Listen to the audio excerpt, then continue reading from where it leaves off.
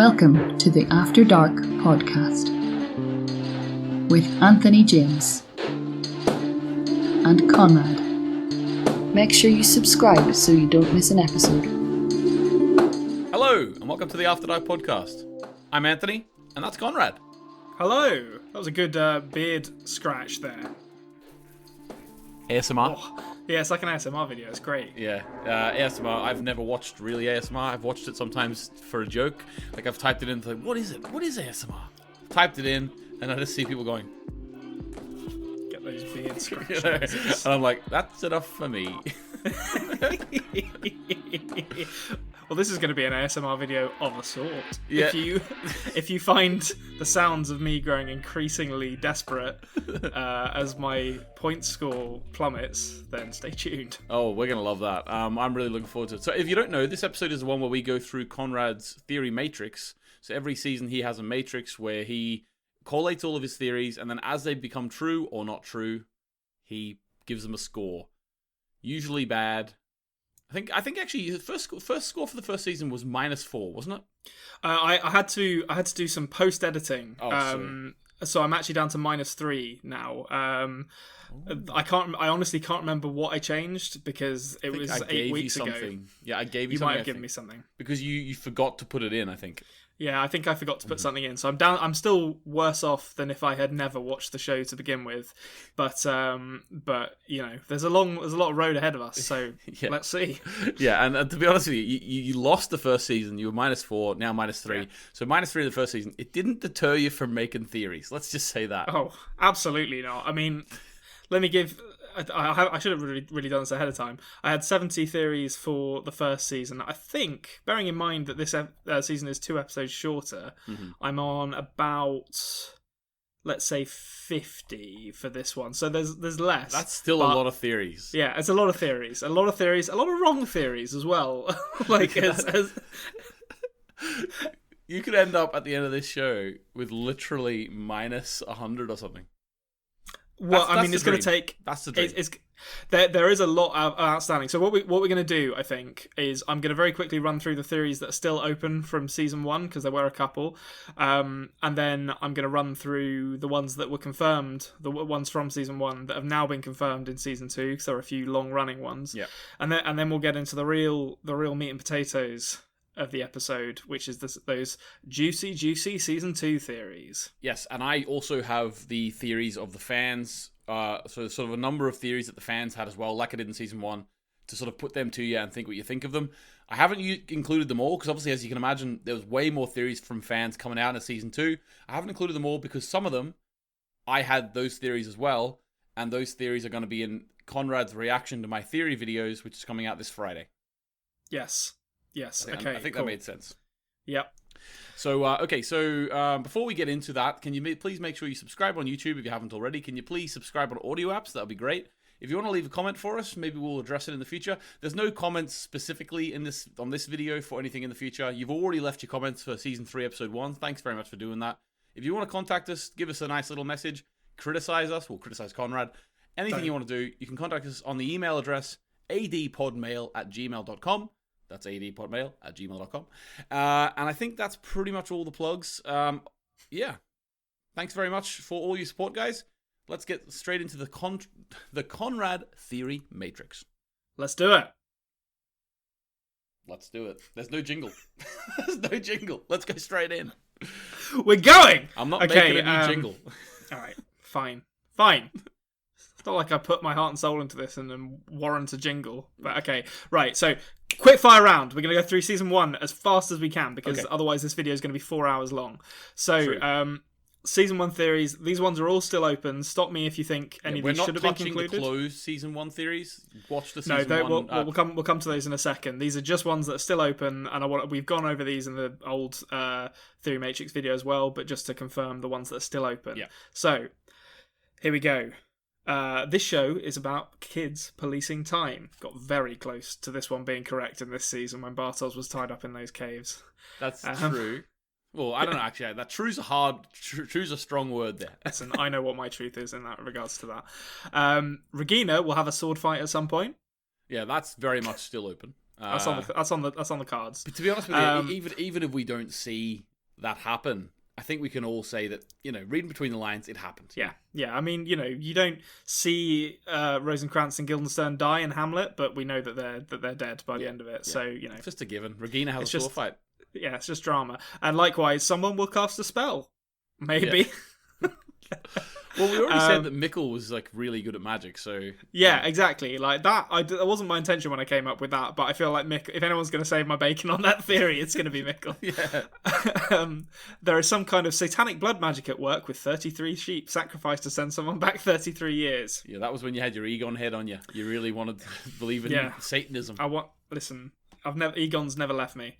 Elizabeth. Sorry, and before Yasin, you go on, for the visual viewers, I've just realised I've got a Guinness mug from a coffee, and I've got a Guinness pint from a juice. Jeez, I'm all coordinated here. You're a stereotype. Now I just need to get some Guinness. Absolute stereotype. Okay, right. Elizabeth and Yasin are evil masterminds. This is quite vague. Possibly why it's still open. Yeah. Okay.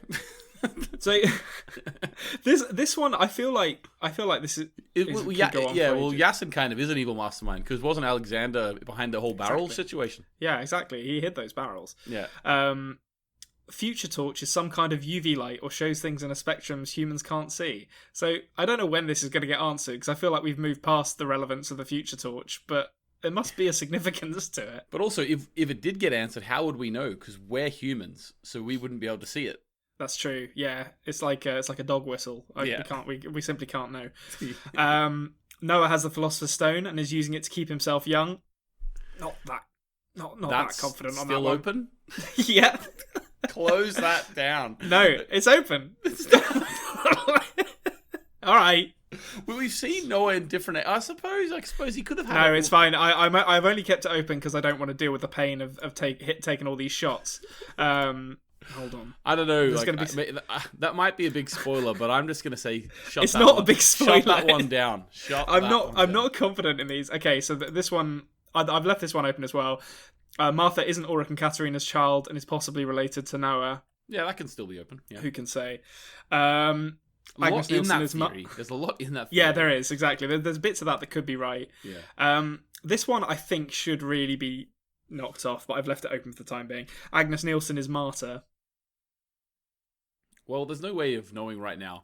Yeah, I'm leaving it right now. This is a... Yeah, well, I mean, every sense in our body says no, but there is no way of knowing. Yeah, hopefully we get to the end of the season and it's unconfirmed and I can just give that one an orange and chalk it off as a dead rubber. I mean, we did see Agnes as a child in the 20s.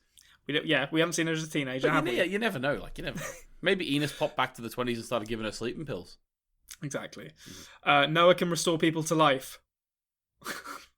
It's not that confident on that one either, to be honest. But it's open. Hopefully he can restore himself to life. Yes. There has been a nuclear war in the future, and that is where Stranger and Claudia are from. That's open. That's another halfy one, which might get you a grey one day or an orange. Yeah. No points. Yeah. Agnes Nielsen will seduce Tronta's wife and steal their home. I think that's probably wrong, to be honest, because the home stuff I don't think is going to come into it. But I guess it's open. Tronta's wife.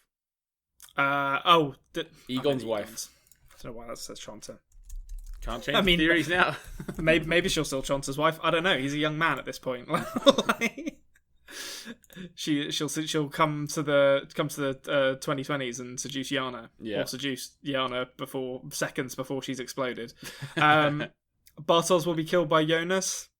Still open. We don't know who Bartos becomes yet. True. Yep. This is a reach. Death allows you to exit the loop and be awoken in the centre of the wormhole. This is why there are two Helgas, why the stranger has a scar on his neck, and we will meet Michael again as a result. We did meet Michael again. We did. There's a little kernel in there that is sort of correct. Yeah. I'm not feeling too hot about the rest of that theory, to be honest, but it's open. Yeah, it's open. It is open. H.G. Tannhaus will travel in time. Could happen. Noah has died and exited the loop himself. Again, really went in on that exiting the loop by dying theory for a couple of episodes there, and it's gonna hit me where it hurts. Yeah. The Tiedemans acquire the Doppler house and turn it into a hotel after Bernd is ruined by Claudia. Ruined? Oh, okay. Yeah, financially. Financially, Not like kind of modern internet ruined. Like, oh, she's ruined him by just dissing him. Yeah.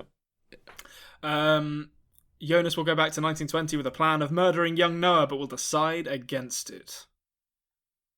No, not yet. No, still open. Okay, so that's all the season 1 ones that are still ongoing. So we closed off one of those, I think.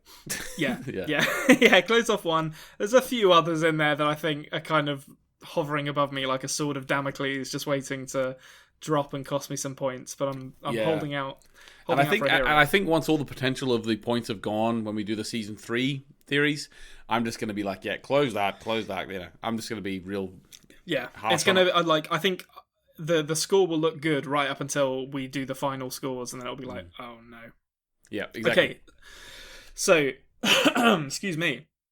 We can now go into the season 1 theories that did get closed off in this season. There were a few. Okay, so we're going to do the same thing for those who weren't watching in the first video.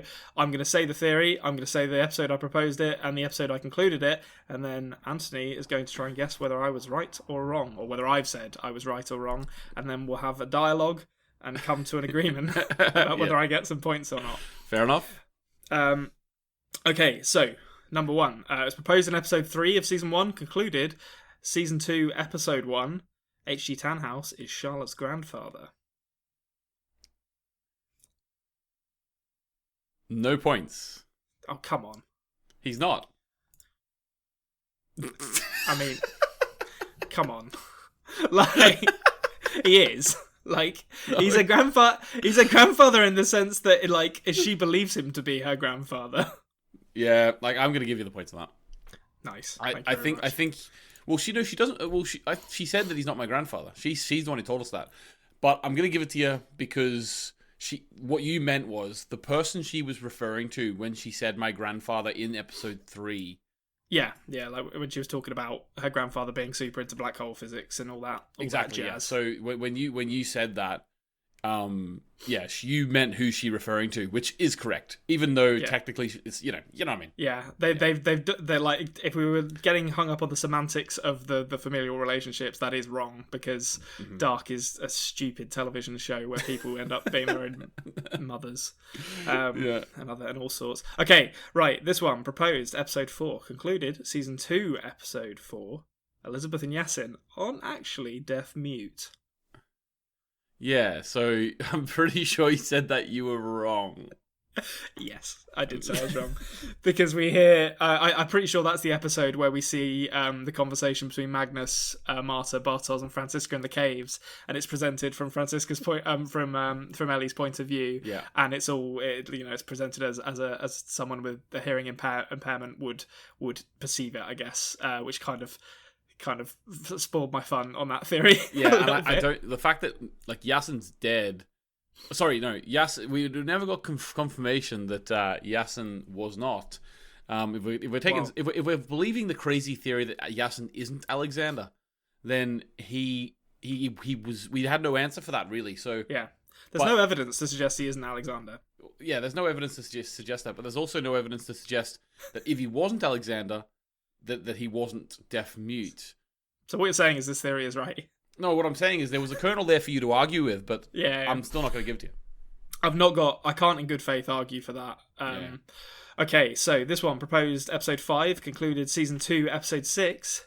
Mikkel saving the stranger's life was the note he has given to Jonas. Actually, I don't know why I concluded this until... Well, we can discuss this. Mikkel saving stranger's life? Yeah, so the Obi-Wan Kenobi conversation that Stranger and Jonas have, he says that Mikkel saved his life, and I do remember why I concluded this actually. So what do you think? I got that right or wrong? Mikkel saved his life by giving him the note saying I'm your dad. Right.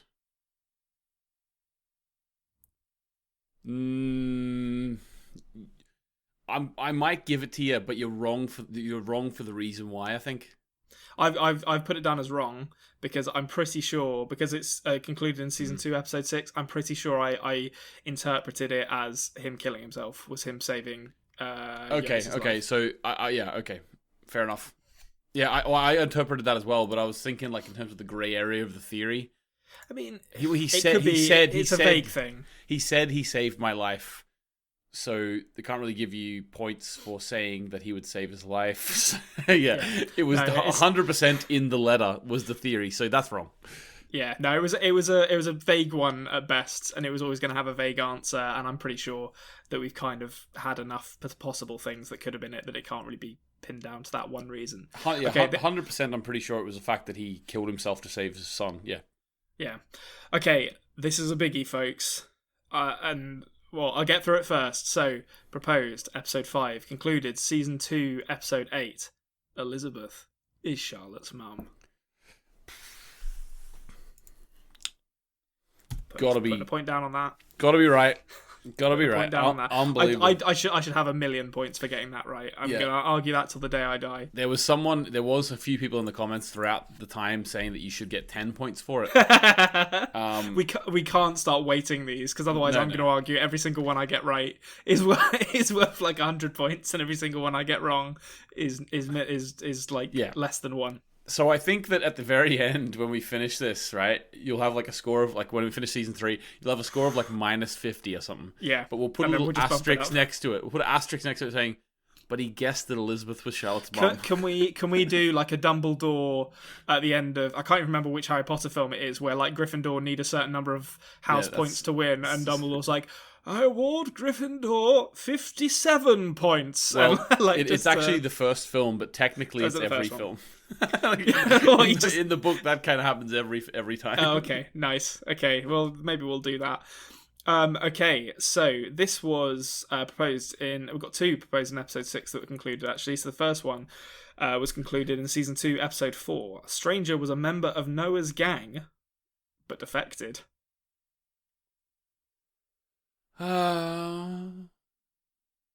True. Yeah, I've given myself... I mean, I think my wording almost caught me here, because it's not really Noah's gang, it's Adam's gang. True. And he hasn't really defected as much as he's just kind of been manipulated away from it, but I gave myself the points. Oh, yeah, okay. All right, that's a different reasoning I was thinking, but yeah, okay, that's fine. Okay. I was thinking like the idea of like whenever... It's kind of is right in a way, because Jonas did something for Adam by going back in season 2, episode 6. He thought he was working with Adam, and then once Claudia told him that Adam was lying, he then like sort of completely went against Adam, so he defected from Adam. You know what I mean? Yeah, I mean, he has kind of like by the end of season 2, he has kind of like fully defected. I think it's fair to say he was never a true member, but no, he was like a junior member. Yeah, but I think you're right, and even like the idea you had, even if it's season 1, that Jonas would be in some way involved in that Noah group, whatever it would be. Yeah. The fact that we end up learning that that Jonas actually leads it, I think you were on the right trail there as well. So yeah. In that respect, I was quite pleased to get there in season 1. And similarly to that, proposed in episode 6, concluded in season 2, episode 1, Bartos will be recruited into Noah's cult. Now, I have sort of jumped the gun on this one, but do you think I got this right or wrong? I can't say the answer to that. Yeah, I feel like because I'm so convinced that the guy who gets pickaxed in episode 1 of season 2 is Bartos that I think I've just given myself the points on this. Yeah, I think that's what you've done. If that guy's not Bartos, I don't understand how they've hired him, like how they've cast him as anyone else, because he looks so much like Bartos. Yeah, also like the way the storylines went as well, it completely makes sense that he would be back then as well. And it's a really kind of... Sorry, go on. The way Francisco and Magnus are back there, I was just saying, they've all went back, so it would make sense. It would make sense even from that standpoint. But I have to say, like, whenever I was in your position after seeing season 2, and you'll see on Friday with some of my theories, I was fully onto that being Bartos as well at your stage. So I understand why you signed that off, but just to keep everything above board, I can't say yes or no. All right, okay. I'll tell you what I'm going to do. I'm going to take the marking off of it. We're going to leave it as open. But yeah, I mean, it would be a really fitting end to his character arc to have him kind of basically manipulated into dying for a cause that he just doesn't even really believe in because he's stuck. Because that's what Bartos does. He makes bad choices. Okay. Well, if he doesn't really believe in it, why does he have the tattoo on his chest? Well, because it's like when you're in a prison gang, you have to get your tattoo to show your colours, don't you? Otherwise, they'll beat you up in the shower. Okay, right. So this one, proposed episode 7. I've concluded this in season 2, episode 8. You can tell me what you think of this. Ulrich is going to die. Well, he is going to. I mean, he's definitely dead by the end of season 2. That's true. Yeah, like he is dead because he was in the 80s. Yeah, if he was still somehow alive, he got blown up. Yeah, or unless we see in season 3 him traveling somewhere else. Yeah, or he gets turned as like the Incredible Hulk. Okay, so there's the Incredible Ulrich. That's such an open theory. Yeah, it is. That there's no way I'm going to say don't have it, because let's be honest, this show takes place over 100 years. He's going to die at some point. He's dead at some point. Yeah, I've kind of given myself an awful lot of free reign with that theory. Yeah, to be that was honest. a gift for yourself. I think. And if I'm being honest, I think the spirit of that question, spirit of that answer was when he was going back in time to beat Helga, or to kill Helga, and he was like phoning Charlotte and being like, "Oh, here's all the information you need. You have this now. I'm no longer kind of plot critical to the time travel stuff." So me giving myself the points of that isn't really in the spirit of the what I actually meant it, but the way I phrased it is vague enough that... Yes, but even at that, I would argue, to be honest with you, if you had said he's going to die because he's given all the information, if you said that in the theory, I probably would have given it to you anyway, because plot-wise, he did die. You were exactly right. But it just so happens that he went to prison in the 50s rather than dying. You know what I mean? So it was a correct prediction. It was just slightly off. But, shifts his character out of the limelight, so to speak. Exactly, yeah. So I was pretty impressed with that. But at the same time, he isn't dead yet. But he kind of is. He was, let's be honest, the first ever scene, whenever we see him and Hannah, technically he's already dead because he was, 80 years old in the 80s. Yeah, no, unless he moves again, Yeah, I suppose it's possible. I'll be very surprised if we see 100-year-old Ulrich in post-apocalyptic. Or in fact, he'd be even older than that. He'd be 150 in post-apocalyptic world. Okay, so this one, proposed in episode 9, concluded in the first episode of season 2. There is a group we are yet to meet who have maintained the current timeline, built the Sigmunda store, etc. Well, obviously, you gave yourself that. Yes, thank you very much. Yeah. I'm not sure about the maintained timeline part, but I think we've got enough evidence to show that they're at least doing that a little bit. They're saying they're doing it. and also they did send, Jonas to sort of make sure Michael killed himself, so they are doing that. They are doing that. Whether that's their main goal, who knows? But that's what they are doing. They are doing that at this point. Yeah. Okay, so we've gone from a couple of right ones to a bad stretch, I'm going to say here. This was a bad run-in to the end of season 1 for me. So here we go. Proposed in episode 9, concluded season 2, episode 8. Noah will reveal himself to and kill Agnes. Oh, jeez. Opposite. Yeah, wrong way around. Wrong way around, yeah. I shouldn't have trusted her, that wily minx. And likewise, okay, season 9, episode 9, this was proposed, concluded in season 2, episode 3. Noah is Agnes's husband. Yeah, I think I baited you on that. I made sure. I mean, she says it. She kind of says mm-hmm. I shouldn't have trusted her. Yeah, and to be honest with you, that is something that I believe. The creators now. I don't know if I've said this to you before, but the creators have come out and said that they actually, at the end of season 1, in the writing room between season 1 and season 2, they actually changed what they were doing with the show. Oh, really? Yeah. And they said, in the Entrefrisa's own words, what the plan they had for the 3 seasons, they were already bored by it by the time they finished season 1. So they sort of redid it. And in my opinion, it was always their intention to have Noah be her husband. And I think it changed at the end of season 1 when they rewrote. But at the same time, it sort of works still, but it's definitely, in my opinion, it's definitely works. It works as a red herring now. Yeah. But you think it might be a holdover from them changing their mind? I think it probably is, and there's one or two things like that I noticed, but that's that's one of the main ones I noticed, to be honest with you. Yeah, well, she fooled me. Yeah. She fooled all of us. Damn her. This one's a heartbreaker, and to be honest, I stand by this and think that it would have been a better TV show if this had happened. Proposed, episode 10, concluded season 2, episode 1. Peter will be the next to time travel. The road not taken. Yeah. The road not taken. That fish out of water comedy with Peter suddenly ending up in the 20s and be like, whoa! Like, having to figure everything out. Peter is one of the funniest characters in this show for us. But there's no reason for it except for how much of a doofus he is. Yeah, he's just constantly getting into hot water without really ever doing anything wrong. I mean, I guess he was cheating on his wife in the 2019 and like mid 2019, but yeah, he's a constant source of amusement, and I'm so sad we didn't get to see him time travel at least a little bit. Yeah. This one, we've kind of discussed this previously, but so proposed in episode 10, concluded season 2, episode 8. Next season will be predominantly about the future. I should have known better. Yeah. We had a chat about that one before, I think, and like obviously the first couple episodes you might have got away with it, but then it very quickly changed. So yeah. That's a no.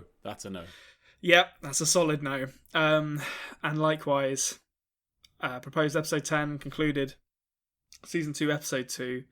I don't actually really know what it was that made me conclude this, but future gunwoman is Marta. I think you probably just realised the jig is up. Yeah, I think I just gave up on that joke because it was like, well, she obviously isn't the same person. Yeah, yeah, this joke doesn't have the legs that the Yasin Alexander joke has. So. Oh yeah, that one. There's still plenty of steam left. Sorry, not a joke. Theory. Yeah, it's not a joke at all. Yeah, show me the evidence that that's not true. Probably, cowards. It's probably the fact that, to be honest with you, you saw, maybe it was the fact that you saw Marta's gravestone, or maybe maybe it was that actually. It could have been the gravestone, because I think episode 2 in season 2 was probably when you see that. Yeah, it was definitely early on. Or maybe it was just the idea that you realised that they're actually just, like around the same age. Yeah, I mean, I never really believed that theory, but it was just my brain thought it the first time I saw her. Mm-hmm. You know, it's my own subconscious being dumb, so I had to put it down. Yeah, fair enough. Okay, last one from season 1. This was proposed in episode 10 as well. Concluded season 2, episode 5.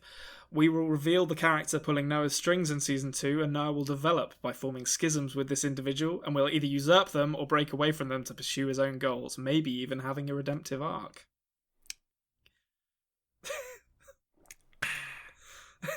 That's lovely. Stick that one in the back of the net. It basically sounds like you were describing his arc having already seen it. Yeah, no, but I mean, he's a very classic. He's written like a very classical villain, yeah. And it's like it's very typical kind of bad guy writing, specifically in television, where you have like this really strong bad guy in your first season, and then you look at your second season. It's like, okay. What do we do with this guy? You either have to make him more evil, which is really hard with someone like Noah, or you kill them, or you turn them into a good guy. And I had to hedge my bets and be like, I want Noah to kind of have a bit of a redemptive arc, because he's such a great character that I'd be really sad if they killed him. And although they eventually did, and I don't see how they could make him any more evil than he was. Yeah, it's actually an interesting point of discussion, because it's someone in I think it was Frack and Toaster Lover actually. I think that's the name of the account. They said in the comments of our last podcast, episode 21, they said that they didn't think that Noah had a redemptive arc whatsoever. And their argument was that he didn't actually regret what he did, and he didn't try and change it. I think he did. What do you think? I think he regretted it for selfish reasons.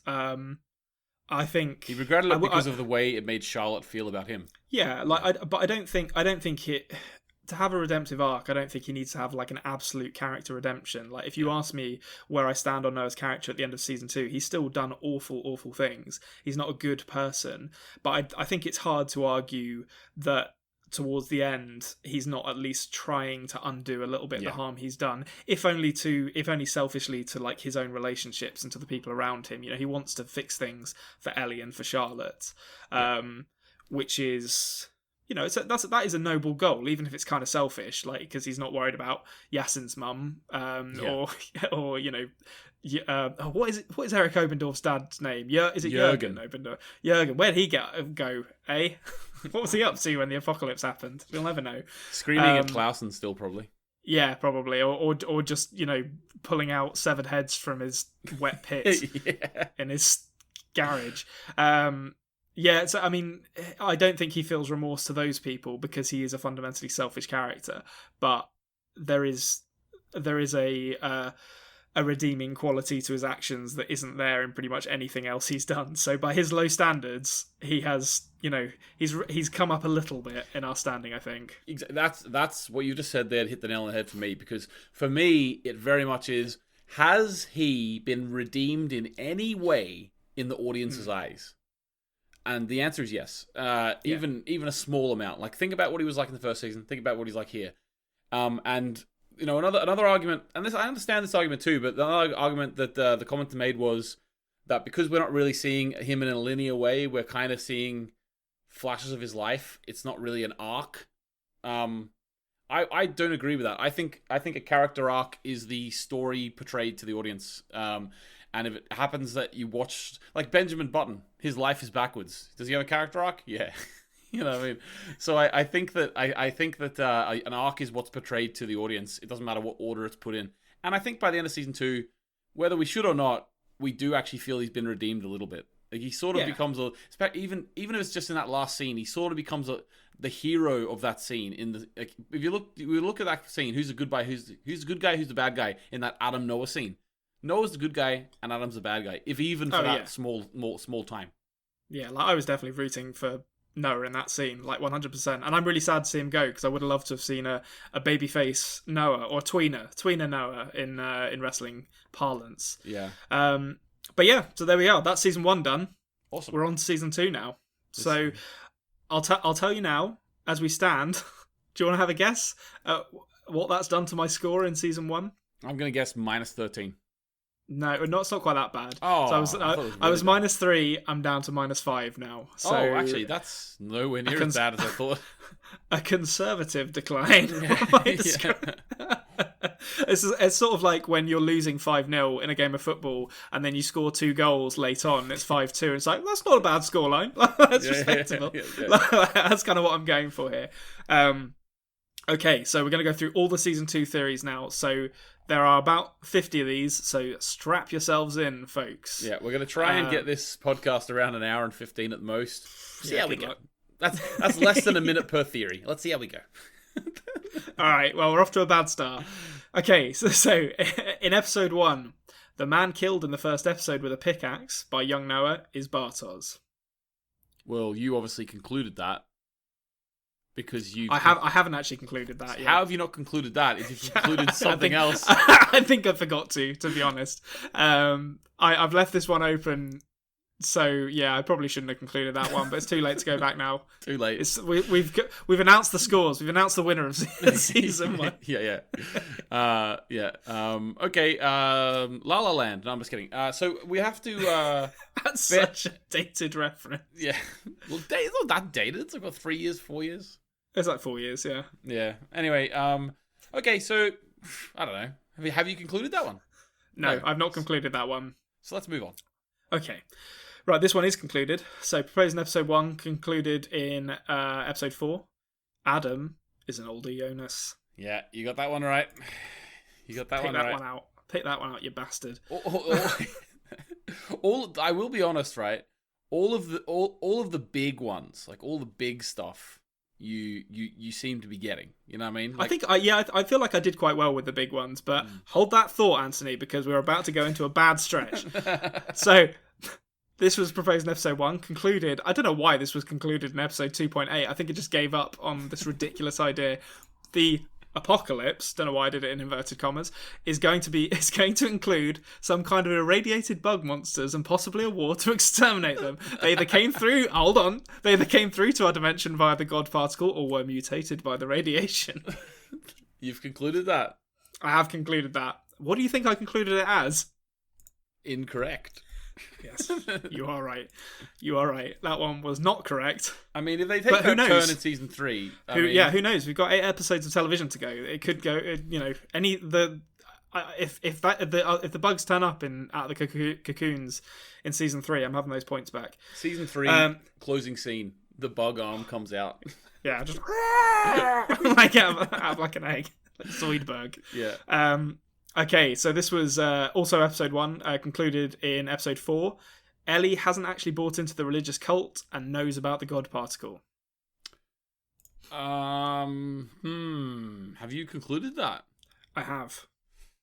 So she does know about the God particle. When did you propose that? That was episode 1. Well, you got that wrong. You think that was wrong? Because she was talking about the idea of a new world. She was talking about the opening of the thing. Like, she was buying into the idea.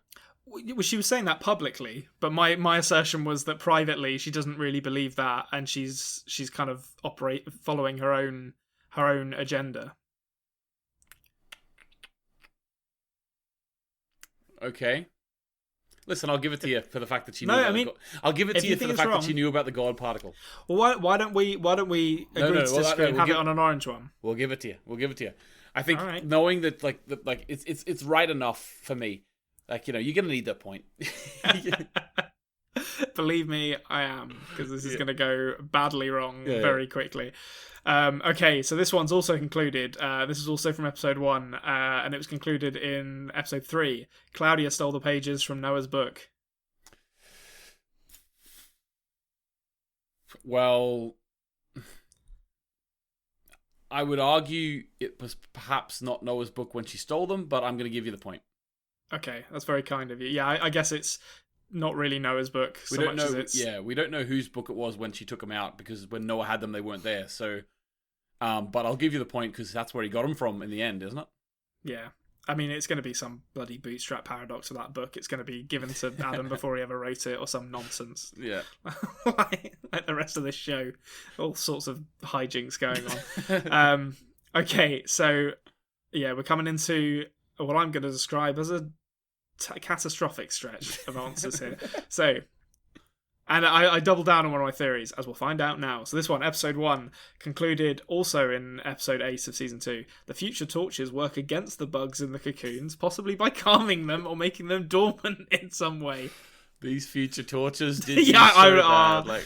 It was a bad theory, and I got fixated on it, and I'm paying the price now. Yeah, literally, this is what I want to know.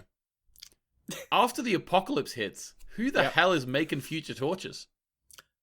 Exactly. It's probably the alien bug monsters. Yeah, that's something that always stuck to me. I was like, what company is still like, all right, okay, I know we've lost 90% of our staff through the apocalypse, but let's keep pushing on, let's keep pushing the boundaries, let's make a spherical ball.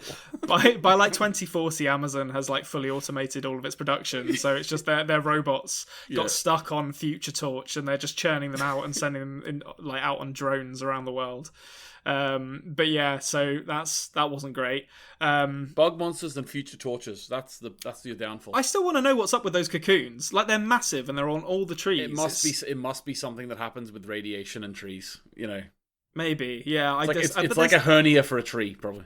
But there is definitely. I didn't notice it as much as the series went on. Maybe that's because there was less in the future. But there is definitely something in the sound design, which is like this kind of droning insectoid quality to it, which is what made me start thinking about this. But yeah, they fooled me anyway. The road not taken. Peter Doppler should be in the 20s, and we should have alien bug monsters in this show. How amazing would it be if the composer is sitting there thinking, right, I'm going to put a few droner noises in here, because they're going to think there's bug monsters coming. Some idiot out there is going to look at those cocoons and be like, oh, we're turning this into a bloody alien. Yeah. And that idiot was me. Yeah.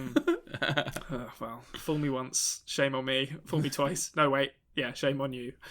Won't get Can't get fooled fooled again. twice. Can't get fooled again. Yeah. We've both dated ourselves there by understanding exactly where that joke was going. Right. Okay. We're already lagging behind terribly, so I'm going to fire through these. Yeah. Right. So, episode 1 concluded in episode 2. Middle-aged Claudia will seek out Tannhaus in the 80s and get her hands on his time machine. That is concluded, by the way. Middle-aged Claudia seeks out Tannhaus in the 80s and to get her hands on his time machine.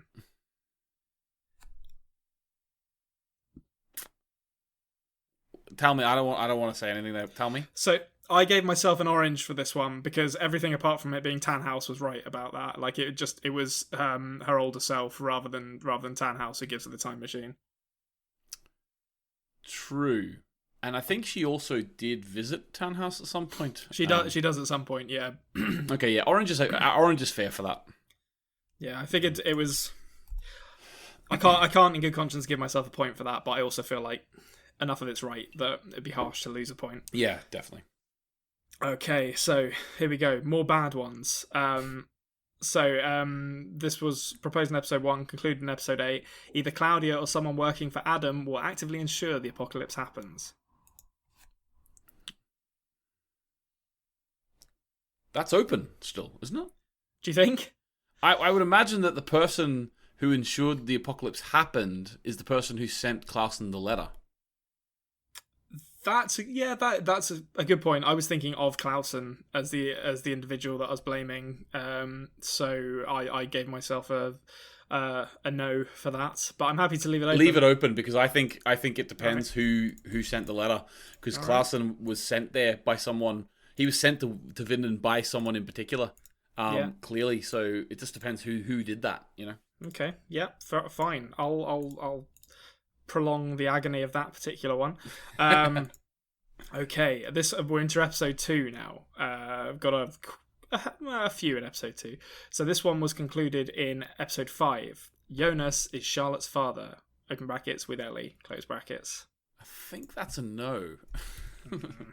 I said, it's either going to be Jonas or Noah who's Charlotte's father. One. And you made me choose. Yeah. You made me choose. You chose wrong. I lost point. You chose wrong. That's outrageous. Okay, this one is still open, though I'm not sure about this. So, Ellie will have twin girls, one of which will stay with her in the future and become the brunette girl, and one of which will be taken back by Jonas to become Charlotte. Well, obviously, that's still open. It is open. And probably, and the ages are sort of still a batching up there, I'd say. Like, Elizabeth, if you took the future girls, you know. That's the other thing about the future girl, actually. Let me say, my theories coming up this Friday, I had to delete some of the theories, and there was no season 3 spoilers in it, but it was literally just because I used that girl's name. But the thing is, we all knew her name before season 3 because randomly on like the dark like Wikipedia, it says what her name is. Just like out of. Oh, okay. I'm sure that must have been written somewhere in the show or something, so they were able to get it. But I've cut those theories out purely just because you don't know her name. Yeah, I have no idea what her name is. Yeah, I don't want to give it to you just in case it sort of hinders something in the future. Yeah. I mean, it's Martha Nielsen, but yeah, exactly. That's her name. Right, okay, so this one is concluded. It was concluded in episode 8. Jonas will go back to either the 20s or the 50s through the unstable portal, and will only get back to 2020 after the apocalypse has happened. Incorrect. Yeah. I feel like I was on the right track with that one. You added too much detail. Yeah, I painted myself into a corner. Could have been 2 theories, that one, but then it would have been evened out. Yeah. Well, I mean, that would have been better than just losing a point. Yeah, definitely, yeah. Okay, this one was also concluded in episode 8. Young Jonas will hide something under the floorboards in the Karnwald house. No. You thought that because the stranger was looking at the floorboards, I think. Yeah. They kept on showing those floorboards, and I was convinced that something must be buried underneath it, but it was actually just them remembering Marta's body. Remembering what they will do to Marta one day. Yeah. Just don't bring the gun out of the tin, stranger, you idiot. Okay, this one, well, I'll tell you the details of it first. So this was proposed in episode 2 and concluded in episode 7. Egon won't survive this season. Well, that's true. That's true. That was a bit of a banker, that one. I feel like it was. I got there relatively early, but it was a solid one to get some points off of. That was a proper Back to the Future storyline, like, with the newspaper article, Yeah. Like, yeah. But they crushed us like Back to the Future wouldn't, Yeah, like Claudia should have sent Egon a letter saying, on this day you need to wear a helmet to protect yourself from me, rather than the Libyans. Okay, so this is episode 3, and this was... I've got down that I proposed this in episode 3, and it concluded in episode 3. I don't remember this. Maybe we'll be able to clear this up. Noah is Adam's son, and Agnes is his daughter. I don't remember why I concluded that. I think I just... That's not concluded. Yeah, I don't know why... Okay. I don't know why I concluded that.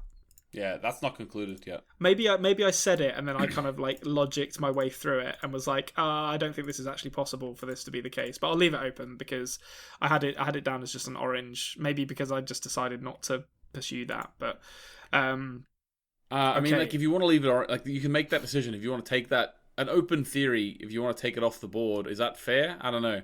Probably not, because there's certain ones are not going to happen at this point.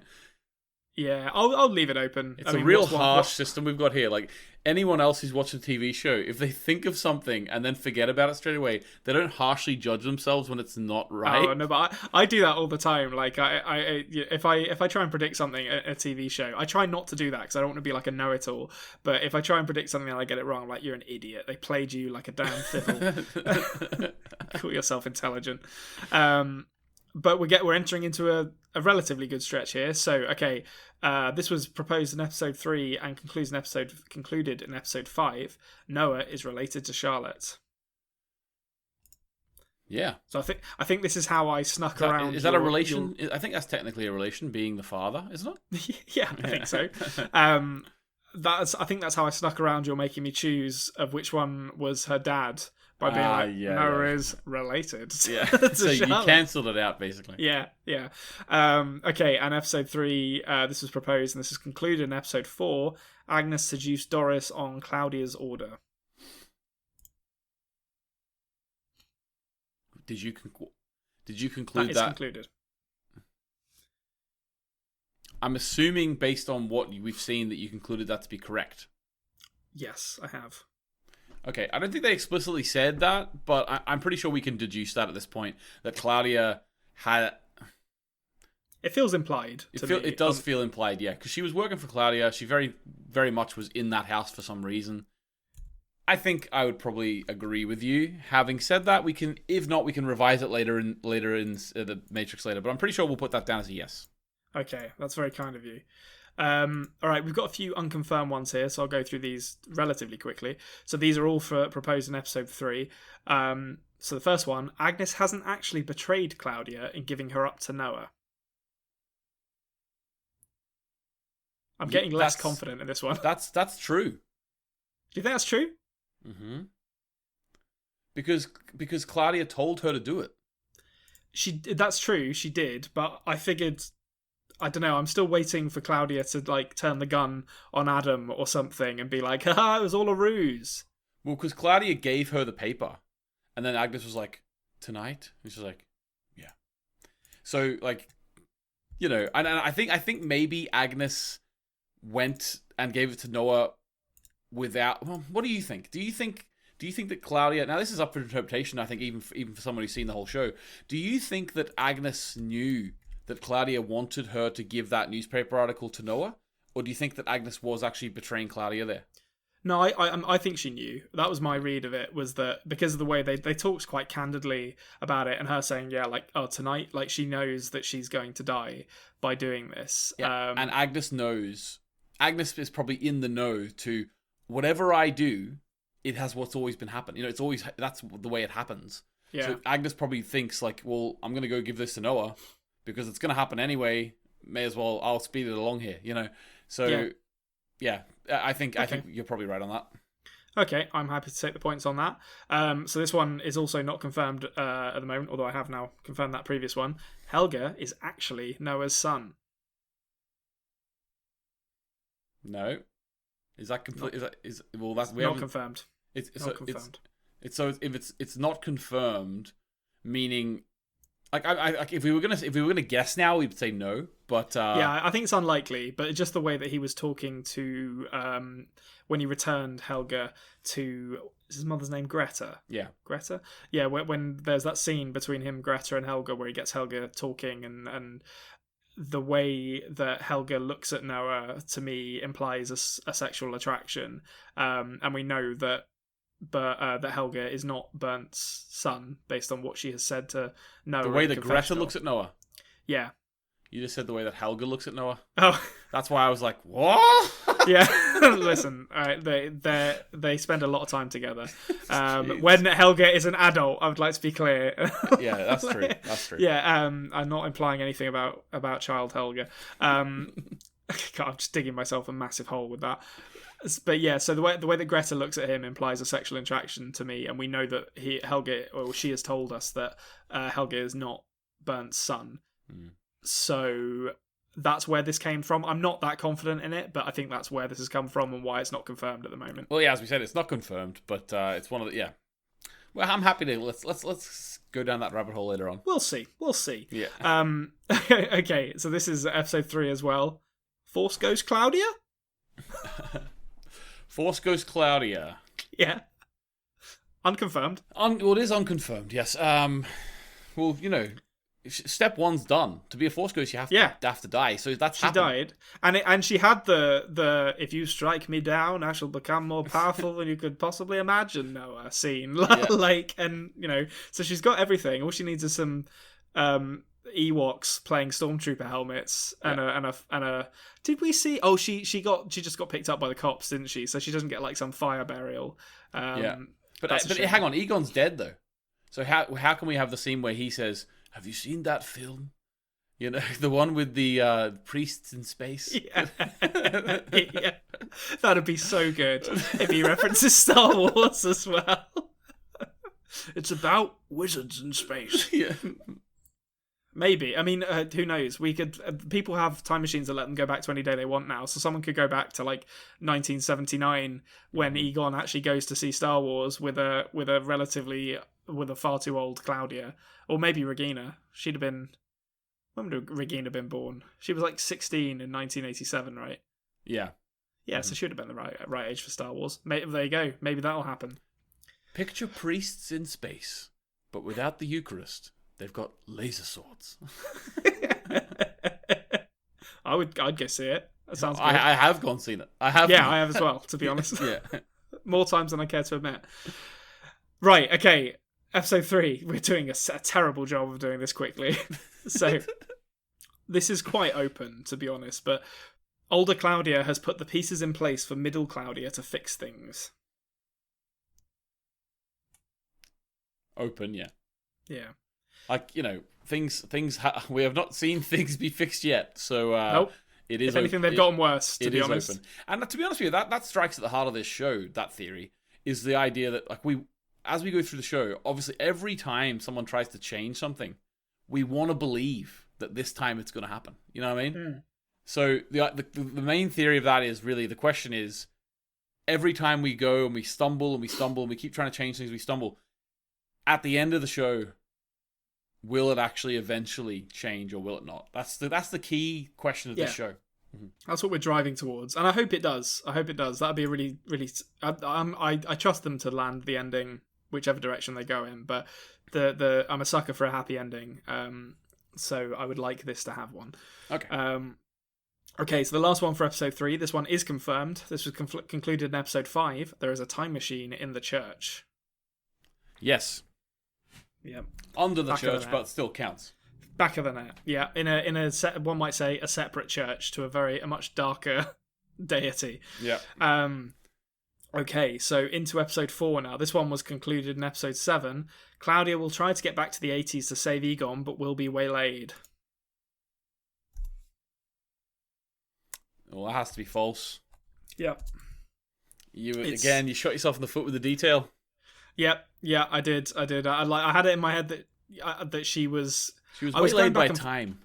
Well, I was going back and forth on this because I was like, either she's not going to get to him, and something else is going to be what kills him, or she's going to be what kills him. And I ended up siding on something else being the thing that kills him, and was wrong. Okay, so this was also concluded in episode 7 then. The cancer won't be what kills Egon.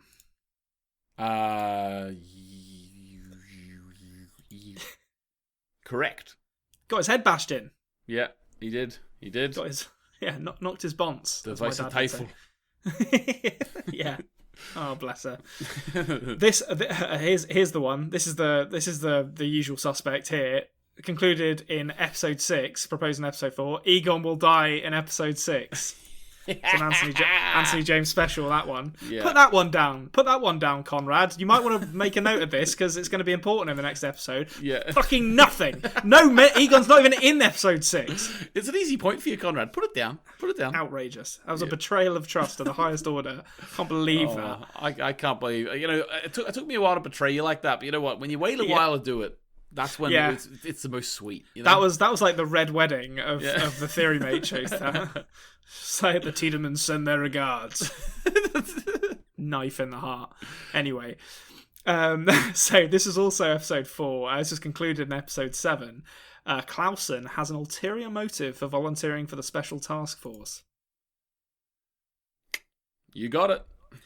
Yep. I knew that theatricality wasn't just an act. Like there was a reason for it. Yeah, he had a real swagger. Like he's been looking for what happened to his brother for years, and he's finally he's like, oh, I'm gonna get it. And he wanted to draw it out. He wanted to get the satisfaction of like trapping Alexander / Yasin in his elaborate web, rather than just being like, you are under arrest. Yeah. Okay, so this is a big one, and we'll get into it. So this was proposed in episode 4 and concluded in episode 7 as well. The cycles are like shifts that people from the paradise the Sic Mundus cult are trying to ensure have to serve for. That's weird writing on my part. Where they actively ensure that certain things happen in certain ways to preserve the timeline. These cycles line up with the seasons of the TV show, and is why we can skip forward 8 months in between seasons when a cycle isn't happening. That is... You've written a novel for that theory. Yeah. I don't know. I was trying to get my head around cycles in the middle of this season, and I feel like I overcomplicated it, to be honest. I think it's so overcomplicated we have to give it orange. Yeah, that's what I gave myself as well, because I was like, God bless me, I was trying something. I'm not sure what it was. Yeah, I think there's aspects of that which are right, aspects which are wrong. I think the effort alone gets me a C+ if we're talking grades on that. But... Yeah. But the effort alone gets you an orange in this regard. Yeah, okay, that's fair. Okay, so this was also proposed in episode 4. This was concluded in episode 5. So quickfire theory. The book was written by their god. Could that be H.G. Tannhaus? What book? Noah's book. Yeah, Noah's book, or Adam's book, I guess. Again, you're amalgamating things in your theory. Like, that has to be wrong. Yeah, it is wrong. Yeah, I think the thing that really tipped that over the edge was God being H.G. Tannhaus, because like literally in the next episode they're like Zeit is God, or time is God. Yeah, and so it's H.G. Tannhaus. He was barely in this season. I feel like he's just kind of disappeared off into the ether. Really, I wonder how much we'll see of him going forward. Hopefully a bit more, because he's Dark has this great quality of hiring like really gravelly voiced kind of German actors, male actors in their like 50s and 60s, and he was one of them. And we've lost Egon, so we need him to step up, really. Yeah, we do. Okay, so the last one for episode 4. This was concluded in episode 8, so going out with a bang. Everyone who knows about time travel by the end of this episode is surviving the apocalypse. So this is episode 4, so this is where like basically all of the 2019 people, barring I think Alexander and Clausen and Benny and Voller are in on the act. So okay, that is, you're wrong. Yeah, because Marta's dead. Yeah, Marta done gets shot, and like obviously Torben finding out about it later didn't count because that wasn't from that episode. Yeah. So, but Marta ruined that for you. Yeah, Marta, she had to go get shot, didn't she? Yeah. I suppose to be fair, we don't know what's happened to Charlotte either. So, I think she's still alive. I'd be very surprised. Well, if we've they already killed her, seen but people traveling through the portal like that in the past. Obviously, it was a way bigger portal, so you never know. My assumption is that she's travelled to some other timeline via that. Okay, so this one isn't concluded. This is the first one from episode 5. Adam might actually be right about the loophole and the way to fix this, i.e. by Jonas not existing. Yeah, that's not concluded, but I like that theory. Yeah, so that's a big question theory. Yeah, it's big picture. Big picture stuff. Yeah. Okay, so this one is concluded. This was proposed in episode 5 as well, and concluded in episode 6. Adam was lying to Jonas when he told him the reason for going back in time. Yeah, that was a good one. As when you said that, I was really pleased with you for that. Don't trust that horrifically burned man who wears all black and lives in an underground temple. Yeah, he's definitely a bad guy. It's grey. Come on, it's grey. Listen, all I'm saying is all the visual language of the Sigmundus cult tells us they're the bad guys. I'd be very surprised if they reverse track on that. Yeah. This one's a heartbreaker. Episode 5 concluded in episode 8. Adam will allow Noah to kill him. Well, he allowed him to try. Yeah, he did, yeah. He allowed him to take a shot. Yeah. But yeah. Nah. Come at the king, you best not miss, to quote The Wire. Okay, so this one also episode 5. This one also concluded in episode 6. So a quick turnaround. Jonas will stop Michael from killing himself, but it will not fix the timeline.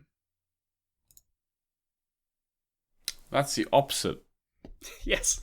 It is the opposite of what actually happened. The opposite of what happened. You've done that a few times where you've actually predicted the exact opposite. Yeah. Which I don't know. It's either an awful quality or a very good quality on my part. Just always do the opposite of your instinct. Yeah, just never do what my brain tells me to do, Yeah. and I'll be a Rhodes Scholar. Exactly.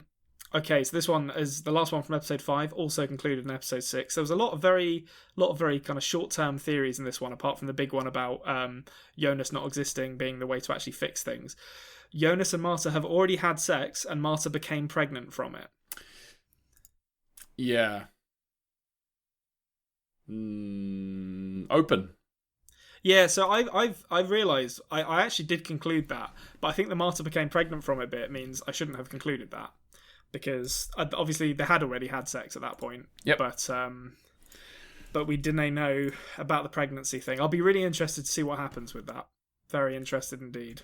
Yeah, so for that theory to be correct, though, the Marta who was shot needs to have had a baby like 3 months before she was shot, and we just never saw that. Yeah. Possible, unlikely, given. I don't know why no one's talking about it.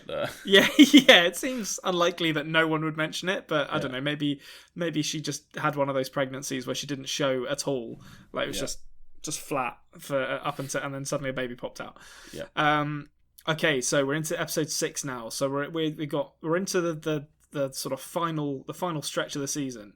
And this is a off the cuff, easily going to cost me points kind of theory, not confirmed. Katarina's parents are in on their Sic Mundus stuff. Yeah, open. But open, yeah. Katarina's parents, whenever I was in your position, I was definitely thinking to myself, well, we've got to find out a bit more next year, but because there really has been not much, except for a couple of like abusive apparently. And then we've also, she's talked about how her family are dickheads. So yeah. Don't know what else. There was nothing else really about it. But we've met most other people's, at least one parent of everyone else. You know what I mean? Yeah, it's like they're conspicuous by their omission thus far. I think because most character, like if the show introduces a character and then doesn't show very much of them, like Benny or Jurgen Obendorf, you can at least be, well, we know them and they're just a side character, so it doesn't really matter. But with hers, we haven't even met them, I don't think. So it's kind of. That seems potentially significant to me. Maybe they just don't care. Yeah. It's going to be like, yeah, they're just boring. Okay, so this one also unconfirmed, and we've just talked about it. Marta had the baby somehow. You should have amalgamated that with the other one. You should have. Well, I think that's probably why. Actually, looking back on that, I think that's probably why I concluded the other one. So I was like, oh, they did have sex, so I'll give myself the points for that one, and I'll leave the Marta had the baby one open. I'm happy for you to go back and delete the baby part out of that and give you the points for that. The other one, I'm happy for that. And then we'll leave this one open. Okay, that's very generous of you. I'll do it. I'm doing it. I'm doing it. I'm doing it. This is happening live, folks. This is live editing of a well, not a podcast. I'm not editing a podcast. I'm just editing The Matrix. Yeah, well, The Matrix is the podcast. Yeah, that's true. This is the Noah's Bible of our podcast. Okay, right, yeah, but that's still open. So I'll be interested to see if she did have that baby. So this one proposed in episode 6 and concluded in episode 8. Claudia has somehow seen alternate timelines. Yes. I think we have to conclude yes. I think we probably have to trust her there. Plus, It's also been extra confirmed kind of as well, because then we see Alt Marta as well. Yeah, Alt Marta turning up was what kind of tipped me over the edge and was like, okay, well that is... And I mean, I'm using alternate timeline here, alternate world, I guess. It's not this reality, whatever they're from. Yeah. Okay, this one, I think this might have been one that you encouraged me in that way, that kind of devil on my shoulder way that you have a habit of doing. Proposed in episode 6, not concluded. Marta's baby will go back in time and become one of Katarina's parents. Sounds like something I would try and get you to go for. Unconcluded. Yeah, unconcluded. Might as well do the -1 now on that, to be honest. Jesus. And likewise, actually no, this one's unconcluded as well. Maybe this should be concluded, actually. You tell me. So this was also episode 6. Claudia ordered Jonas to send Mikkel through the caves.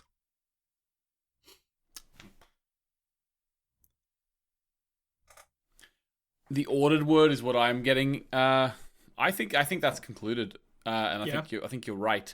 The word ordered, I'm not sure if it was an order, because I think that Jonas already knew that he had to do it. So maybe it was, anyway, that's pedantic of me going in there. That is pretty sure we can conclude that it's right. And like, even at this stage, a lot of people were thinking like, well, when are we going to see that? I'm pretty sure it's implied that happened just in the year that he was with Claudia. Yeah, that's my read of that. To be honest, I was in a similar position. Like, I kind of came up with that in the same episode it was shown, I guess, and I was kind of expecting them to expand on that year a bit more, rather than just being like, he turns up and it's like, hello, I've been with you for a year. But I think the implication is that Claudia either instructed him to do it or was with him when he did it. Yeah.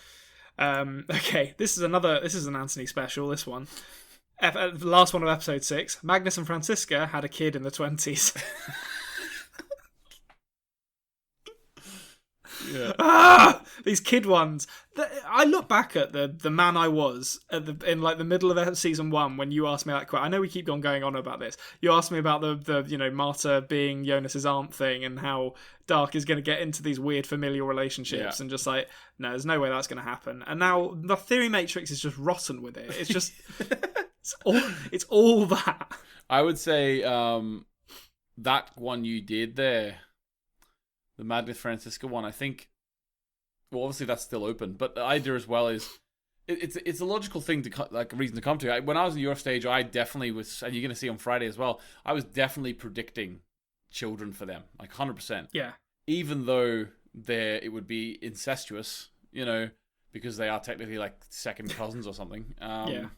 I still was going for it, to be honest with you. Yeah, I mean, it's a natural continuation of that theme that they're exploring with Jonas and Marta, to be like, it's not just them who are up to it. Check out this. Check out these two.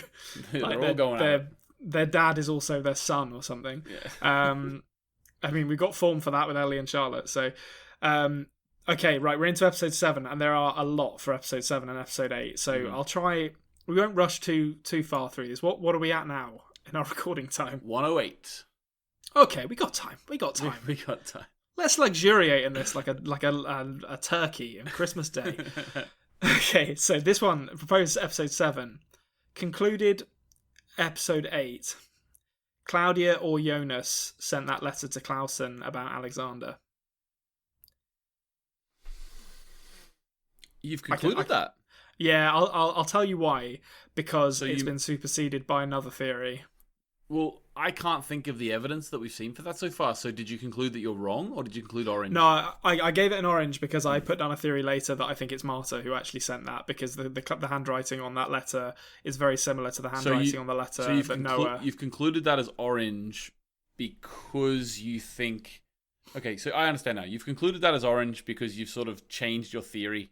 Yeah, I've changed my mind on who I think wrote it, basically. So that one, I'm mentioning it now for full disclosure. We're transparent here on the After Dark podcast. I don't want to ever lie to the listeners. That was something I thought at one point, but no longer. Okay, no problem. We've moved past it. But you still think their bug monsters are there? No, that's concluded. Sorry. No, that's concluded.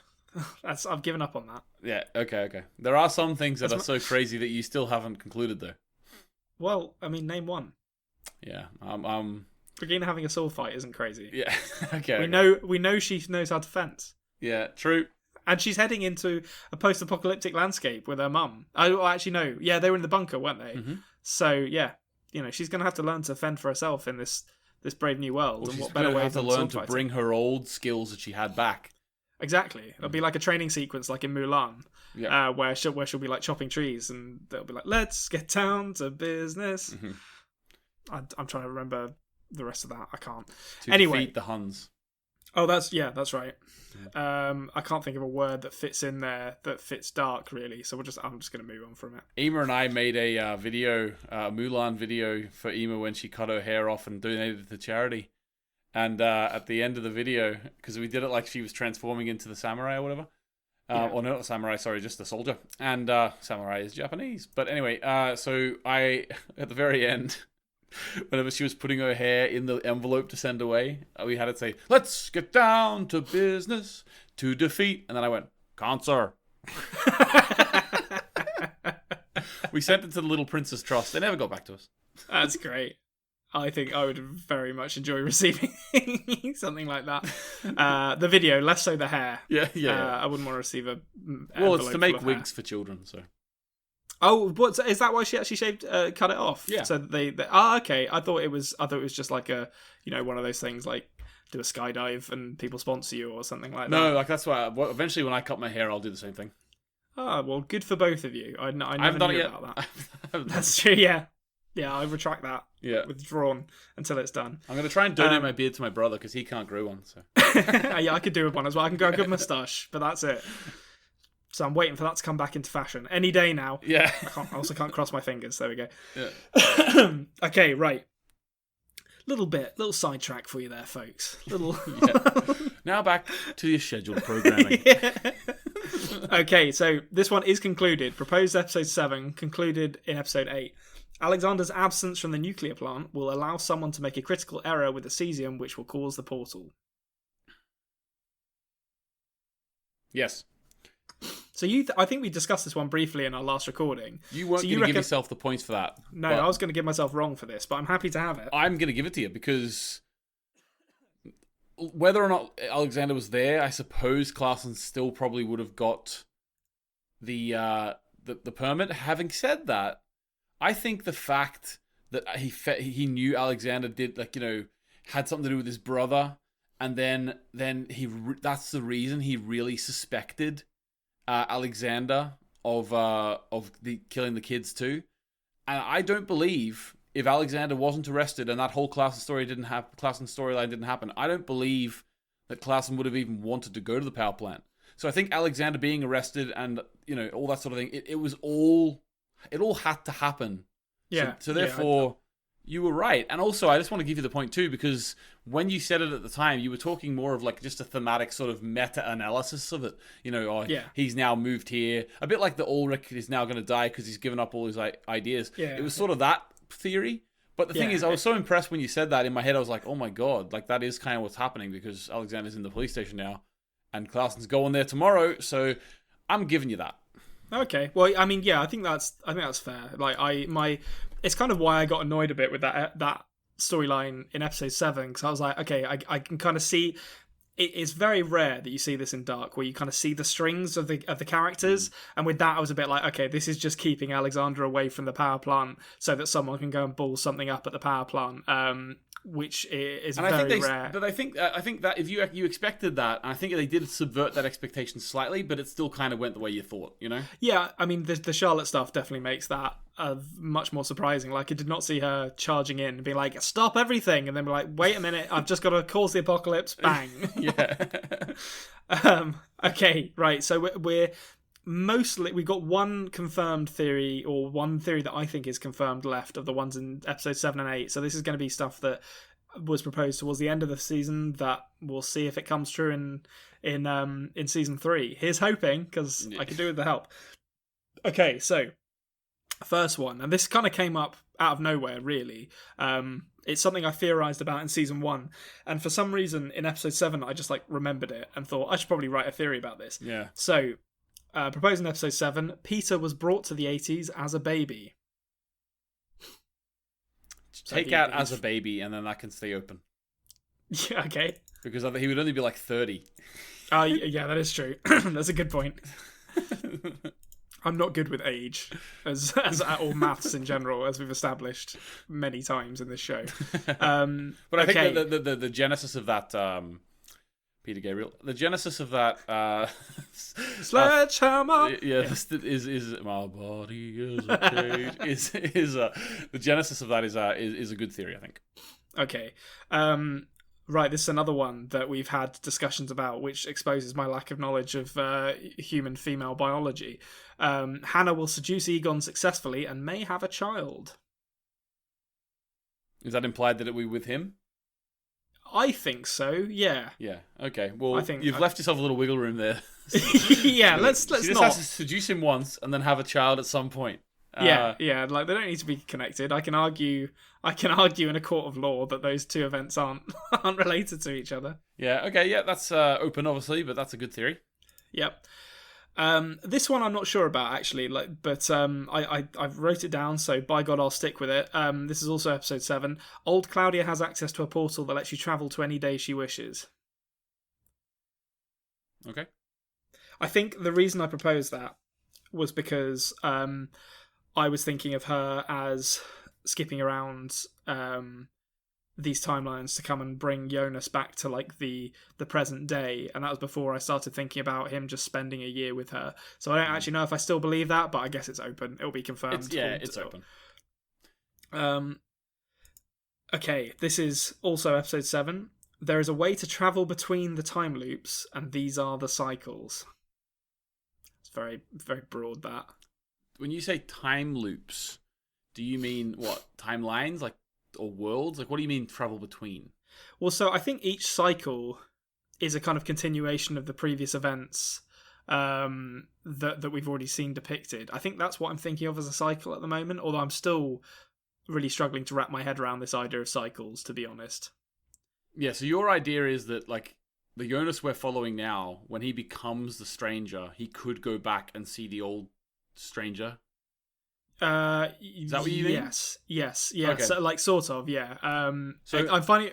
Sorry, go on. At that stage you're at, and I'm not going to say what I think now, but at the stage you're at, I was under the impression, when you talk about cycles, right? The stranger that we see is the Jonas that's young, and is Adam. So, it's this idea, right? So, the whole cycle of Mikkel being taken back, and then Mikkel growing up, and then having Jonas as a son, and then killing himself, leaving the letter and all, Mikkel being taken back, that cycle, right? That happens in 2019. He gets taken back to 86. He grows up, and then he kills himself in 2019 again. Now, if you're sitting in 2020, like many of the characters are in Season 2, in that time in 2020, if you look back at the Mikkel timeline, his timeline is a cycle, and when you're living in the future of that, if you're in 2020, when you look back at that cycle, you can think it happened infinity times. Okay, you know what I mean? So that's actually what they mean by cycles in this, because that's, to be honest, that's that of all the concepts that Dark has thrown out, that's the one that I'm really still struggling to kind of get my head around. Yeah, so I'm not sure if there's ever a concrete answer for what a cycle is, because it means different things to different people. But for me, the cycle, that's for me what it's referring to. I think it's referring to literally just these chains of events and the thing is, as well, the characters always talk about the thing that causes the next cycle. Yeah. But the thing is, like, Adam killing Marta, he thinks that's going to cause the next cycle now. But in my mind, any moment at all from any of these characters' lives, if they did it differently, would change the cycle. Right? Yes. So any point, like literally when they were a child drinking a cup of milk, that is also as important a part of the cycle as any of the major incidents we've seen. That makes sense. But I think the thing that's like confused me a bit with that is the Sigmundus guys talking about the 3 cycles and this bit of them entering into the last cycle. Yeah, because they well, I'm going to put this across as well. Like this is what I'm saying is everyone has different interpretations of it because, and that's why I'm also talking at what I thought at your time. Okay. Yeah, sure. Because obviously Adam and his Sigmundus, they believe that they can enter a final cycle. Like this time they can change it. Like that's what they believe. This time we will go into paradise or whatever, you know. Yeah. So, okay. Yeah. But so are there 3 cycles to your mind, or where we are at the moment? Their 3 cycles are Mikkel going back in time, killing himself, Jonas getting involved in everything, becoming Stranger, becoming Adam, and then something that is yet to come in season 3. I just picture the cycle being everything.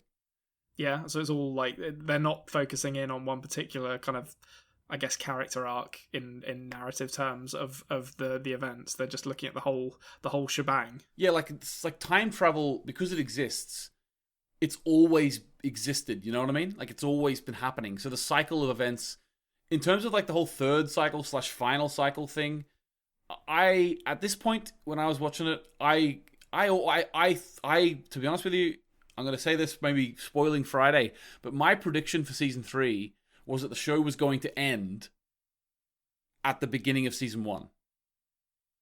And it was just all going to continue.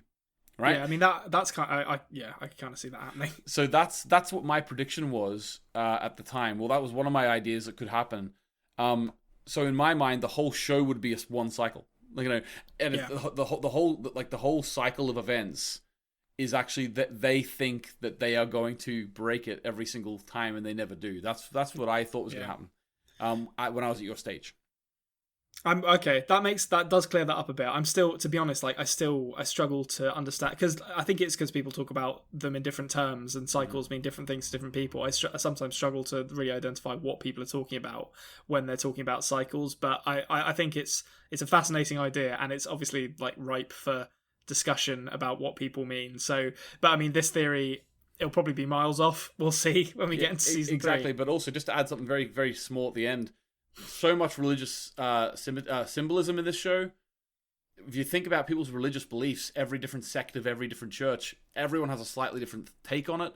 So the ideas of these cycles, in my opinion, they sort of embody like faith in real life. You know what I mean? Yeah, everyone's different. Even in the same religion, you could have people who believe different things. So that's sort of how I take it as well. Yeah, like people who follow sandals and people who follow gourds. Yeah, exactly. To quote, oh, not even a quote, to reference Life of Brian. Yeah. Okay, so we got 2 more for episode 7. Well, that was Cycle Talk. Welcome back to the Theory Matrix. Yeah. This is a freebie, and you can check the tapes. Anthony said I could have this one for free, all right? So when this comes up, I don't want to hear anyone talking about me losing points for this. Agnes is the dead woman in the lake. Unconfirmed. Yeah, unconfirmed. What I said was, you know, that can be a free shot. Like, if you get it wrong, you won't lose a point, because I really wanted you to have a lady in the lake theory. Yeah. Like, I didn't want you to go... I'm disappointed in myself that I didn't theorize that before one of our listeners, and then you pointed me at that, to be honest. I expect more of particularly as someone who likes horror films. Like, that's normally the kind of thing where I'd immediately be like, oh, that's definitely going to come back in a big way. But for whatever reason... One of my theories, like, this is not on the Friday episode, because I couldn't... Like, while I was giving the theory, I just used a load of images from the trailer and stuff, so I can't include it. But my theory for the Lady in the Lake was always Hannah. Oh, okay. I thought Hannah was going to be the Lady in the Lake. She's another, like, actually, that's interesting, because she's another, thinking about this in kind of noir terms, where, like, noir, like, tends to punish promiscuous women. She is another character who would be ripe for punishment in like a noir narrative. So yeah, I could totally see it being her as well. Yeah, and I would also say that Ema added a little bit onto that theory, and she thought that it was going to be Ulrich was going to break out of prison, kill her, and then get caught again. That's how many times? How many times is that man going to break out of prison? That was Ema's like that was her idea of how Hannah's story, Hannah and Ulrich's story would come to the end. That was her prediction for season 3. Yeah, I mean that would be good. It'd be very poetic. Mm-hmm. Okay, so this one is concluded. This is the last one from episode 7. It was concluded in episode 8, obviously. Mm-hmm. Jonas spent a year with Claudia after travelling back to the 80s. Yeah. We talked about that already today, though, as well. Interesting. We did. I think there was something which I'd got wrong. Oh no, that was Claudia having a device that lets her see, that lets her travel to any day she wishes. Yeah, and that's still open. But the fact that they did mention it, that he stayed with her for a year. It's interesting actually, because was he just saying a year because that's how much time has technically passed, or did he actually stay with her for a year? You know what I mean? I feel like he was just with her. I like to imagine they were getting up to all kinds of scrapes. Like where were they though? Did they? Do you think theme parks? Yeah, exactly. Yeah, like just hanging out. Yeah. Like, went on a road trip down to southern Germany, go to Bavaria for Oktoberfest. It actually makes sense, because like both of them have been whisked away into this world. They're like, you know what? Claudia's like an old woman, and she's like, I know what your life's got ahead of you. Let's just take a year. Let's take a year. Let's take a year. It's going to be like a gap year. We're going to go to Paris. Yeah. We're going to we'll have to come back to Vinden on this particular day in November. But apart from that, the schedule's open. It's party time. I've got the sports almanac. Yeah. I can bet on any events I want, and money won't be an issue for us. Are sports almanacs real? That's what I want to know. Who on earth would buy that book? There is no way in the era of the internet that sports almanacs are still a thing. I refuse to believe it. Were they a real thing though? I mean, I guess so. Because like in the 80s, if you want to know who won the World Series in like 1962, okay. I suppose it's an information book basically. You don't have a way of doing it, so you have to buy bloody annuals or almanacs that are like, this guy hit 5 home runs in the World Series. But fair enough. If they still exist, I will be staggered. Yeah. Okay, into the episode 8 theories. None of these are confirmed. Tell me if you think they should be. Okay. There are some big ones in here. Right, so first one. Alternate Marta wrote the letters to Clausen and Stranger. Maybe others. She could be up to... Unconfirmed. I think I would God agree. knows what. Yeah. Young Noah and Ellie will go back in time together to either the 50s or the 20s. Unconfirmed. Charlotte done travelled through time when she touched that portal. Unconfirmed. But if she didn't travel through time, how did she survive? Oh, well, I mean, we don't know that she survived yet from where I am at the moment. She did, but she didn't have a gravestone. That's true, but I mean, maybe like she was just obliterated and everyone they couldn't even find her body. Yeah, they're just like, she's just like a shadow on a wall. Like, what if she did die, but only half of her body traveled through time, and she's dead in 2 different times? Imagine that! It just like cuts off like the top half of her body as she's reaching out. Would we give you the theory? I don't know. Well, we'll cross that bridge when we'll cross that time portal when we come to it. Yeah. This is a biggie. I'm quite confident in this one. I don't know why, but I feel like this is, of the big theories I proposed, this one I'm quite confident in. In alternate Marta's timeline, she is the Jonas.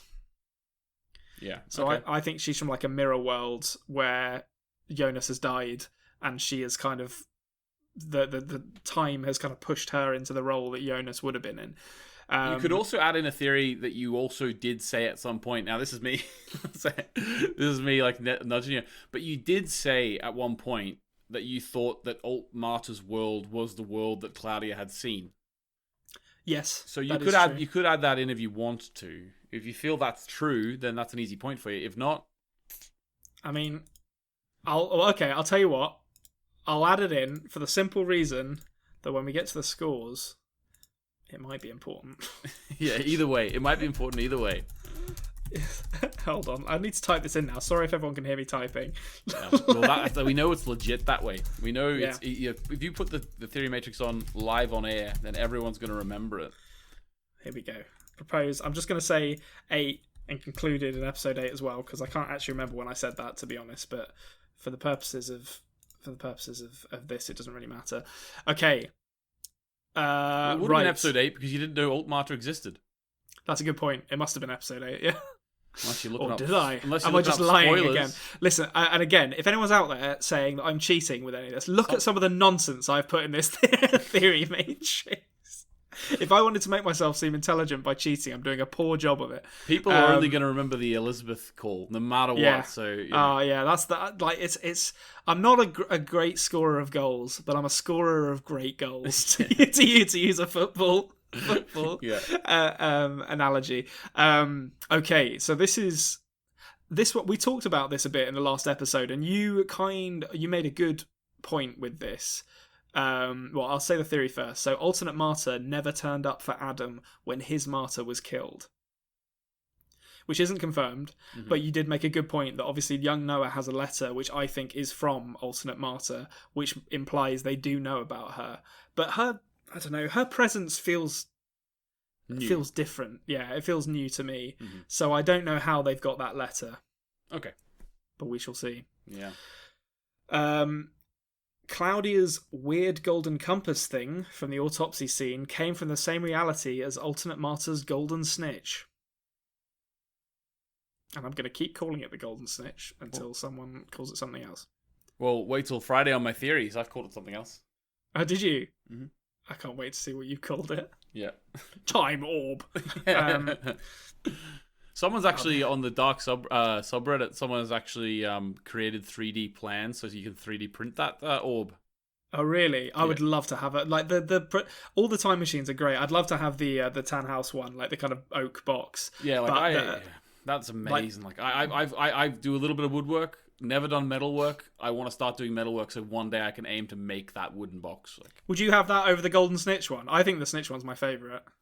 Well, I think, I like them both, to be honest with you. There's no way I could make the golden snitch out of metal. Like, it would have to be a 3D printed, painted thing for me. Like, you can't make look at that, you couldn't make that out of metal. Like, I suppose you could, but I don't know.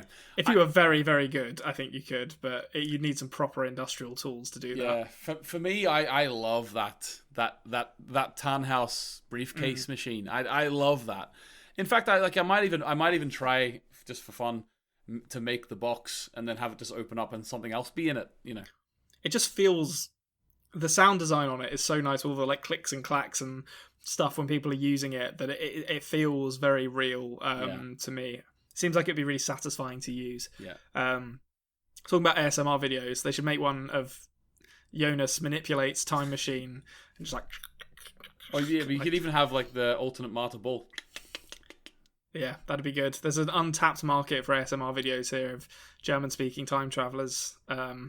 Get on it. Oh, by the way, we didn't actually mention in the last episode, but did you notice that Alt Marta, like, I don't know if you could call it her theme at this point, but definitely, like, whenever she arrived and, like, the music that took you out of the season was, like, real different. It was real, like, it was, like, real like that. So we didn't really talk about it, but I love her theme. It's really cool. So you should. I didn't notice that actually. I have to rewatch that and see what it sounds like. But yeah, their sound design is so often great in this that I'm not surprised by that. Okay, just a couple more. Franziska, Bartos, Magnus, and Stranger are going back to the 1880s. Back in time, like everyone's wearing high tops as well in that. That's a good theory. It's also a theory that I shared. I will tell you that now. Yeah, I feel like we got to see another timeline. I know that they've got another world they maybe will show us, although I'm not that confident that they will, just because that opens up so many possibilities, but we'll see. Yeah, I was also 100% that they were going to do that, to be honest with you, because in my mind, I'm like, you were inspired by everything you've seen in your life, so clearly the Creators of the Dark were inspired by Back to the Future in some way, and if you Back to the Future, the trilogy, is one of the best trilogies ever, right? So, like, I was thinking to myself, right, okay, so in the first Back to the Future, they went back to the 50s, which is equivalent of the 2020 going back to the 80s to get that nostalgia buzz. So that's the first one. In the second one, they went into the future, right? And then from going into the future, they went back to change something in the past, and that is where episode 2, season 6. So the episode 6, of season 2 is actually it's like in Back to the Future too. Whenever like he's going around trying to get the thing off old Biff, trying to get the sports. I'm like, that's that episode to me. So in my head, I was like, right, if they're following the same formula as Back to the Future, then they're probably going back to the 1880s. Yeah, like I want to see someone with a revolver in like Victorian Germany. I have no idea what Germany was like in like the late 19th century, to be honest. So I would love to see it depicted. Yeah, you really don't really see like mainland Europe in those times, do you? I think it would have still been Prussia at that point, or like Prussia and then various states. I can't remember because I think that was before Bismarck. Someone, I apologise to all our German-speaking listeners. Like, please correct me. My history of Central Europe is the Kaisers of that. The Germany, like the word Germany, existed at that point, didn't it? I think there were like Germanic states again. Yeah, Germanic. Yeah. But I think like Otto von Bismarck, I think came along. I think it was Otto von Bismarck came along and basically unified all the German states into what is now Germany. But I think that was turn of the 20th century. I might be wrong, but yeah. So maybe. But Kaisers, the Kaisers were a thing. I don't know enough about this, but I'd be fascinated if someone in our comments can tell us more about what Germany would have been like, or the German states would have been like in like in the 1880s. I'd love to hear that because unfortunately something happened in the 30s and 40s in Germany which dominates history lessons for us. So we didn't really learn anything else about Germany. Yeah, good old fashioned UK education only focuses on the stuff where like you would have found out about anyway. On the back. Like, you would have found out about World War II anyway. Why do we focus so much on it? Yeah, for a country with like a past that's kind of marred by colonialism, we don't like learning about that bit. Oh yeah. Like, only focus on other countries' worst parts of history. Yeah, never talk about your own. No, never. Don't ever reflect or look inwards. Although I will say, in Northern Ireland, I learned extensively in GCSE history about the Irish Troubles. Yeah, I mean, you can't really get away from them living in Northern Ireland. Like, it'd be kind of ridiculous to ignore them. Like, what troubles? Yeah, well, at the same time, it's funny because we'll it's like literally 30 years ago or something, so we have to learn about it, Whereas, like, the UK as a whole sort of can put the whole Great Britain stuff to really at arm's length, Yeah, don't worry about it. It's England. That's the important bit, guys. Right, okay, oh my God, we're going to take... This is going to be a 2-hour one. I can feel it already. Okay, last two from season 8. This next one kind of ties back into one I've said quite recently, actually. But Alt-Marta has become Eve in her timeline. So the kind of Adam equivalent. Are you? You don't have to add an extra theory for this, but just in your own mind, are you thinking that she'll be actually called Eve, or do you think that she'll just represent that? I'm going to say she'll be called Eve. Okay, yeah. I feel like if there's an Adam, it stands to reason there's an Eve. Here's a question for you. So one of your theories was that Adam wasn't saved by Alt-Marta, right? Yeah. Question. What happened to Adam then? Like, the Jonas who turned into Adam, how did he survive?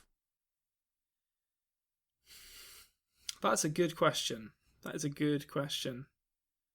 So... there must have been.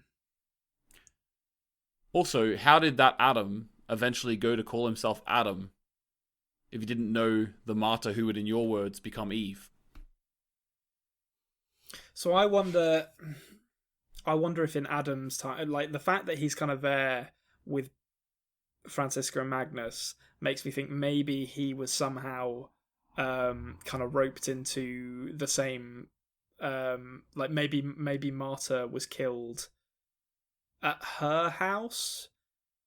No, because that doesn't make sense because they're looking at the floorboards. So she must have still been killed at the Karnwald house. But I feel like he probably went back to wherever Magnus, Franziska, and Bartos are going back to. And rather than staying, so rather than staying over her body, he actually did go. Yeah, because I guess he stayed because he stayed for longer than he would have otherwise because alternate Marta walked in and was like, "Come with me if you want to live." If she hadn't have done that, I wonder if he would have like sprinted off to catch up with the others and get taken back to wherever they're going back to. Okay. Interesting. That's my guess. It's a good question though. I'm not sure. I would love to see that depicted because I hope at some point. I think my dream montage for the show is that they do like a kind of cutting together, well, obviously it's in a montage, so it'll be montage editing, but really like quick pace montage editing, showing like maybe all the different things that have happened in different cycles. I'd love it if they did that. So this Jonas did this, and this Jonas did this. I don't know if it will happen, but I would love to see that. Okay. And last theory. This one's just firing from the hip. We will see 2085 in the next season. Yeah, you thought it'll expand back, so it must expand forward too. That's an understandable one. I want a flying car. Yeah. Well, there we go. There's the theory matrix. Right. I've got like, yeah, I know. Like that was. I think there's some good stuff in there. I think. I think we did all right. I've got exciting news for you. Yeah.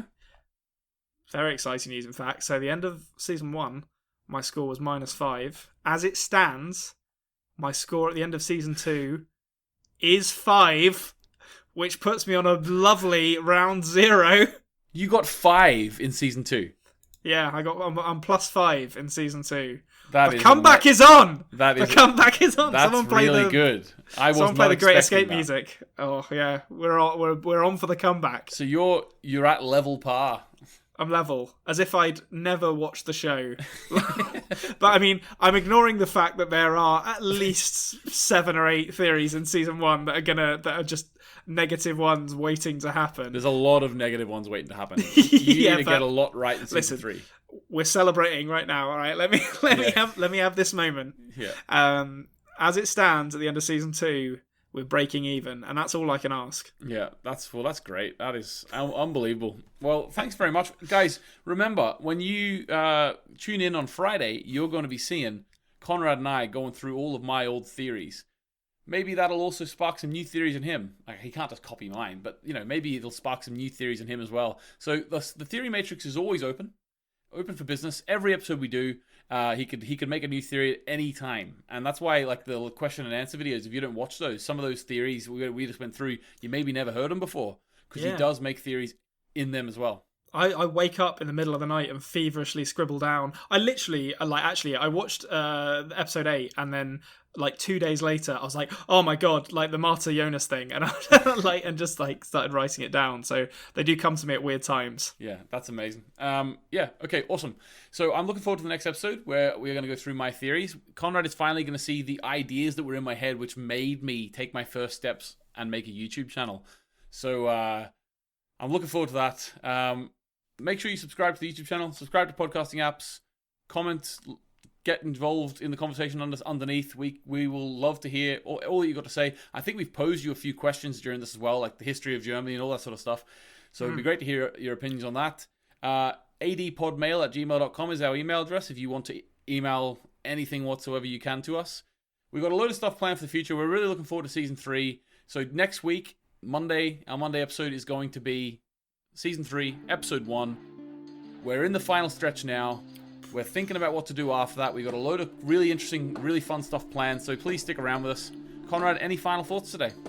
Just come and celebrate with me in the comments, as this is a historic 0-0 that we've achieved here, friends, and I want you all to party with me like it's 1999. Yeah, like it's 1888, hopefully. 1899 or 1888, yeah. All right, guys, thanks very much. Goodbye. Goodbye. All right.